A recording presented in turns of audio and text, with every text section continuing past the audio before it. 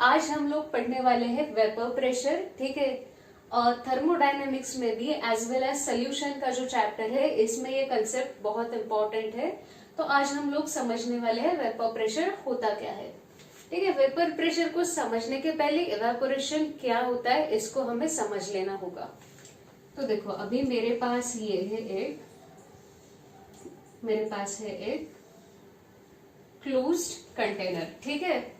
ये closed container है। अभी इसमें एक लिक्विड है, let's say this liquid is a. Liquid का नाम हमने रख दिया लिक्विड ए, ओके। अभी ये जो लिक्विड है ना, इसके मॉलिक्यूल्स कहाँ कहाँ प्रेजेंट होंगे? यहाँ पे प्रेजेंट होंगे, यहाँ पे प्रेजेंट होंगे। उसी तरह से ये जो सरफेस होता है यहाँ पे भी प्रेजेंट होंगे लिक्विड ए के मॉलिक्यूल्स, ठीक है। ए ए ए ए ए ए ए ए ए ए ए। देखो अभी सरफेस पे भी प्रेजेंट है एज वेल एज नीचे भी प्रेजेंट है, ठीक है। तो ये जो सरफेस पे जो मॉलिक्यूल्स प्रेजेंट रहते हैं इनको हम बोलते हैं सरफेस मॉलिक्यूल्स, ठीक है। इनको हम लोग बोलते हैं सरफेस मॉलिक्यूल्स। और ये नीचे जो होते हैं अंदर के होते हैं। नीचे बोलने से अच्छा है कि जो अंदर वाले मॉलिक्यूल्स होते हैं ना इनको हम लोग कहते हैं bulk molecules, bulk molecules.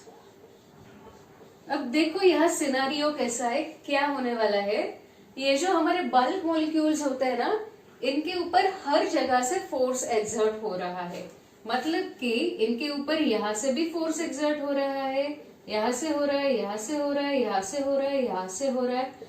Each direction, हर जगह से, हर डिरेक्शन से इनके ऊपर फोर्स एक्सर्ट हो रहा है। पर अगर हम लोग सरफेस के मॉलिक्यूल्स देखेंगे ना तो सरफेस के मॉलिक्यूल पे सिर्फ नीचे से फोर्स ऑफ अट्रैक्शन एक्सर्ट हो रहा है, ठीक है। सिर्फ नीचे से, इनके ऊपर भी हो रहा है। देखो ये जितने भी सरफेस पे मॉलिक्यूल्स रहते हैं उनके ऊपर सिर्फ नीचे से फोर्स ऑफ अट्रैक्शन एक्सर्ट हो रहा है। whereas जो हमारे बल्क मॉलिक्यूल्स होते हैं उनके ऊपर हर डायरेक्शन से फोर्स ऑफ अट्रैक्शन एक्सर्ट हो रहा है। तो अभी देखो आपको ना किसी 4-5 लोगों ने पकड़ के रखा है, ठीक है। 4-5 लोग आए, उन्होंने आपको पकड़ के रखा है। तो ऐसे सिचुएशन में भाग जाना आपके लिए मुश्किल होगा। बट वही अगर आपको किसी एक बंदे ने ही पकड़ के रखा है, एक बंदे ने आपका हाथ पकड़ के रखा है तो आप आसानी से भाग जा सकते हो। वही 4-5 लोगों ने मिलके आपको पकड़ के रखा है तो आपके लिए बहुत डिफिकल्ट होगा भाग के जाना। इसलिए ये जो होते हैं ना इनको सिर्फ नीचे से फोर्स ऑफ अट्रैक्शन लग रहा है तो इनके लिए वेपराइज होना ज्यादा आसान होता है, ठीक है। इनके लिए वेपराइज होना ज्यादा आसान होता है और इसी को हम लोग बोलते हैं इवेपोरेशन, ठीक है। ये जो लिक्विड के मॉलिक्यूल्स है वो गैसियस मॉलिक्यूल में जो कन्वर्ट हो जाएंगे इसे हम बोलेंगे evaporation, okay. A liquid is converted into A gaseous. Actually ऐसा एरो दिखाना चाहिए, दिस इज मोर करेक्ट। तो इसको हम लोग बोलते हैं इवेपोरेशन, ओके फाइन। तो अभी क्या होगा, ये जो ए मॉलिक्यूल्स है ना वो इवेपोरेट होते रहेंगे। कुछ देर बाद क्या होगा, जिस तरीके से यहाँ से इवेपोरेशन हो रहा है वापस से कंडेंसेशन भी होगा, ठीक है। तो जैसे ही ए लिक्विड ए गैसियस में कन्वर्ट हो चुका है, मतलब कि ये लिक्विड के मॉलिक्यूल जैसे ही वेपर्स में कन्वर्ट हो चुके हैं तो ये जो वेपर्स है वो वापस से लिक्विड में भी तो कन्वर्ट हो जाएंगे क्योंकि this is a closed system, ठीक है। This is a closed container, okay. तो देखो आपने कभी ये किया है क्या, एक बोतल ली है उसमें आपने गर्म पानी डाला, ठीक है। गर्म पानी डाला और उसका ढक्कन बंद कर दिया तो आपको थोड़ी देर बाद क्या दिखेगा कि बोतल का जो सरफेस होता है ना उसके ऊपर ऐसे छोटे छोटे ड्रॉपलेट्स आए। वो क्या है, वो है कंडेंसेशन, ठीक है। तो यहाँ पे क्या हो रहा है, कंडेंसेशन भी हो रहा है, इवेपोरेशन भी हो रहा है। और एक ऐसा वक्त आएगा, एक ऐसा टाइम आने वाला है जहां पे rate of evaporation and rate of condensation दोनों इक्वल होने वाले हैं, जिसे हम लोग बोलने वाले हैं इक्विलिब्रियम। मतलब कि जितने मॉलिक्यूल्स अभी हमारे इवेपोरेट हो रहे हैं उतने ही वापस आके कंडेंस हो जाएंगे। तो ये जो इसका वॉल्यूम होता है ना, ये लिक्विड का वॉल्यूम, ये सेम रहने वाला है, इसमें ना तो डिक्रीज होने वाला है ना तो इंक्रीमेंट होने वाला है। ठीक है, ओके। तो अभी जब इक्विलिब्रियम आएगा, इक्विलिब्रियम जब आएगा मतलब कि जब इवेपोरेशन का रेट और कंडेंसेशन का रेट दोनों भी इक्वल हो जाएंगे, तब उस कंडीशन में क्या होगा, ये जो वेपर के मॉलिक्यूल्स है, ये जो गैसियस मॉलिक्यूल है, वेपर क्या होता है, वेपर तो गैस होता है, तो ये जो गैसियस मॉलिक्यूल होते हैं लिक्विड सरफेस के ऊपर, ठीक है, लिक्विड का ये सरफेस है और लिक्विड सरफेस के ऊपर ये जो वेपर मॉलिक्यूल्स होते हैं ये एक प्रेशर एक्सर्ट करते हैं, जिसको हम लोग बोलते हैं वेपर प्रेशर। ठीक है, तो ये जो सरफेस पे प्रेजेंट है मॉलिक्यूल्स, गैसियस मॉलिक्यूल्स और वेपर्स ऑफ लिक्विड ए, वो एक्सर्ट करेंगे प्रेशर कहाँ पे, on the surface of liquid, उसे हम बोलेंगे वेपर प्रेशर। ठीक है, बट ये वेपर प्रेशर जो होता है वो हम सिर्फ इक्विलिब्रियम में देखते हैं, इसका कंडीशन है इक्विलिब्रियम। अब देखो, वेपर प्रेशर तो हमने जान लिया, अब हमें देखना है कि वेपर प्रेशर डिपेंड किन किन चीजों पर होता है। पहले तो ये होगा नेचर ऑफ द मॉलिक्यूल और सब्सटेंस। हमारा सब्सटेंस कैसा है उसके ऊपर ये डिपेंड करेगा, वोलाटाइल है, नॉन वोलाटाइल है, इसके ऊपर ये डिपेंड करेगा। तो देखो, it depends on nature of substance.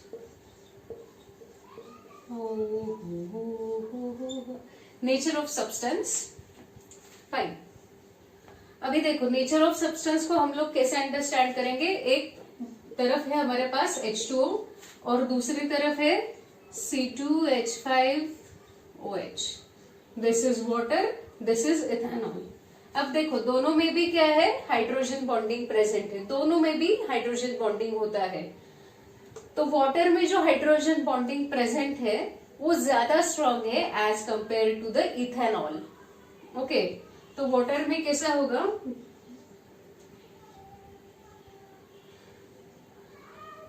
ये O H H, ये O H H, ये दोनों के बीच में क्या होगा, हाइड्रोजन बॉन्डिंग होगा।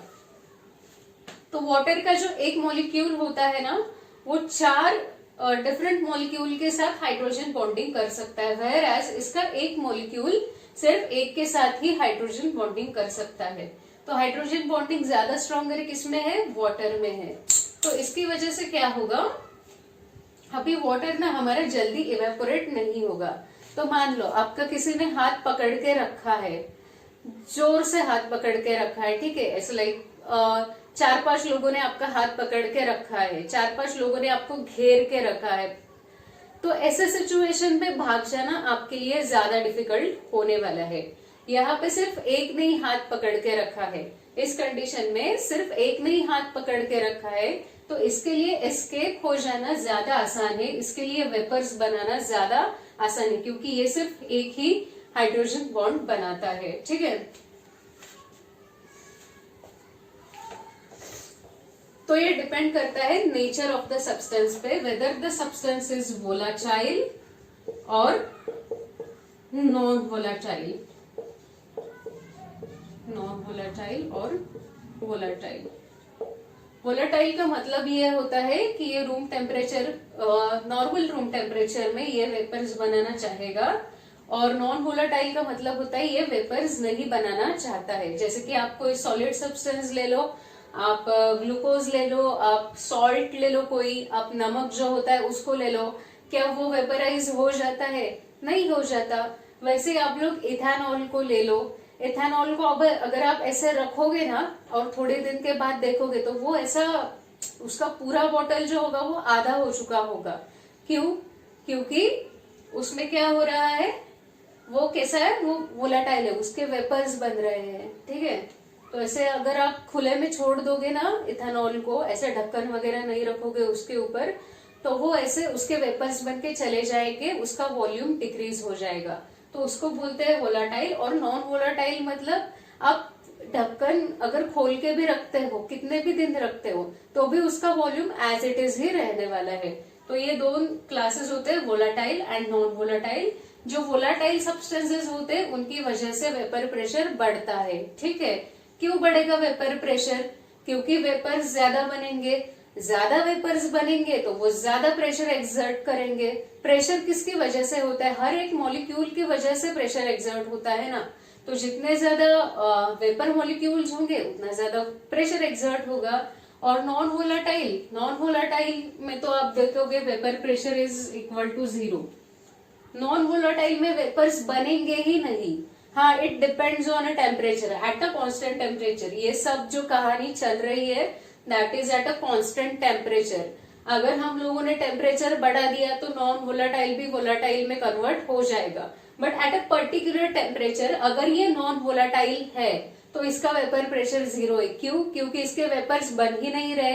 अब वेपर्स नहीं बन रहे तो वेपर्स नहीं है तो उनका प्रेशर भी कैसे होगा? जब वेपर्स ही नहीं है तो वो प्रेशर कैसे एक्सर्ट करेंगे? तो इनका प्रेशर कोई होगा नहीं, वेपर प्रेशर, ठीक है। और दूसरा, जैसे मैंने अभी कहा, दूसरा ये डिपेंड करता है टेम्परेचर पे, टेम्परेचर, ठीक है। जैसे ही आप लोग टेम्परेचर बढ़ाओगे वेपर प्रेशर इंक्रीज होगा, क्योंकि जो सब्सटेंस है वो ज्यादा वेपराइज हो जाएगा, उसके ज्यादा वेपर्स बन जाएंगे। और अगर उसके ज्यादा वेपर्स बन जाते हैं तो वो ज्यादा प्रेशर एक्सर्ट करेगा। तो इसलिए टेम्परेचर के बढ़ाने से वेपर प्रेशर हमारा बढ़ता है। इसका ग्राफ कुछ इस तरीके से आता है, देखो ये ऐसा आता है, टेम्परेचर एंड वेपर प्रेशर। तो जैसे ही हम लोग टेम्परेचर बढ़ा रहे हैं वेपर प्रेशर भी इंक्रीज हो रहा है, ठीक है। तो आज का जो हमारा वीडियो था, लेक्चर था, उसमें हमने सिर्फ देखा वेपर प्रेशर होता क्या है। तो जो नेक्स्ट वीडियो होगा उसमें हम लोग देखेंगे राउल्ट्स लॉ क्या होता है। तो राउल्ट्स लॉ को समझने के लिए वेपर प्रेशर को समझना बहुत इंपॉर्टेंट था, इसलिए ये मैंने एज अ इंट्रोडक्टरी लेक्चर बनाया। जो नेक्स्ट वीडियो होगा वो इससे भी ज्यादा इंपॉर्टेंट होगा। प्लीज वॉच दिस वीडियो, ठीक है। Thank you.